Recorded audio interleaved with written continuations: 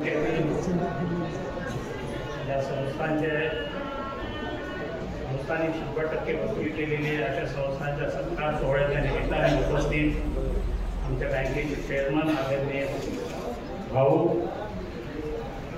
या तालुक्याचे माजी आमदार व आमच्या महाराष्ट्र राज्य सहकारी बँकेचे माजी संचालक आदरणीय जगताप साहेब, या तालुक्याचे माजी आमदार आदरणीय सावंत साहेब, आमचे संचालक या तालुक्याचे जमदाडे साहेब, खतीब साहेब, सरगर साहेब, मार्केट कमिटीचे चेअरमन व इतर उपस्थित आदरणीय सर्व आणि समोर बसलेले सर्व संस्थांचे चेअरमन, गट सचिव, बँकेचे कर्मचारी वर्ग, या सर्वांचं एक स्वागत करतो.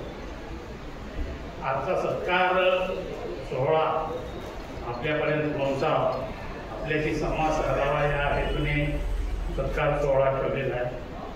जत तालुक्यामध्ये पूर्वी व्यस्त कर्ज जास्त, ठेवी कमी होत्या.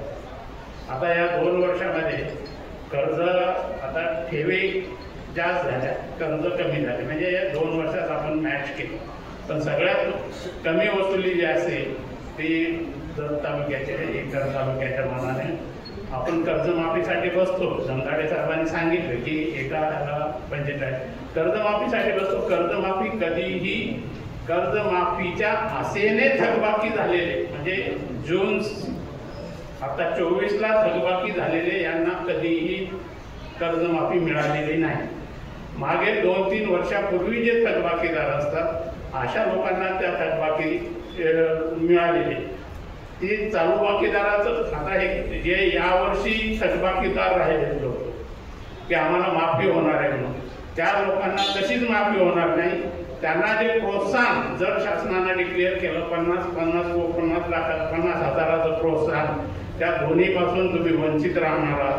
आणि हे वारंवार आम्ही या तालुक्यात बिंबवायचा प्रयत्न केला की चालू बाकीदारांनी थकबाकी जाऊ नये, ते दोन्हीकडूनही कमी होती.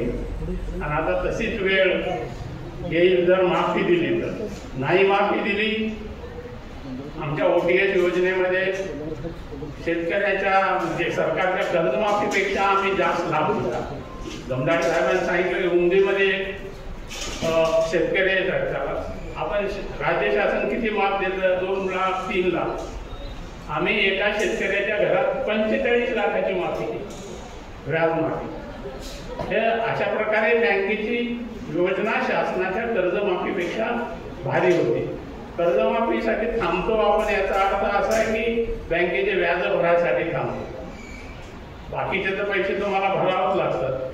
त्याच्यापेक्षा एक तर 0% व्याजाचा नफा घेण्याच्या ऐवजी आणि 50,000 प्रोत्साहन घेण्याच्या ऐवजी आपण थकबाकीत राहून दोन्हीकडूनही वंचित राहू नये फ्युचरमध्ये, म्हणजे भविष्यात तरी, अशी आपल्याला विनंती करतो. आणि बँकेची प्रगती जर चेअरमन साहेब सर्वच सांगतील, भविष्यात आपल्याला पुढच्या वर्षी शतकी वर्षामध्ये म्हणजे 100व्या वर्षात पदार्पण करायचं आहे. तर त्या वर्षात आपल्याला याच्यापेक्षा अचूक आणि चांगली कामगिरी करायची आहे.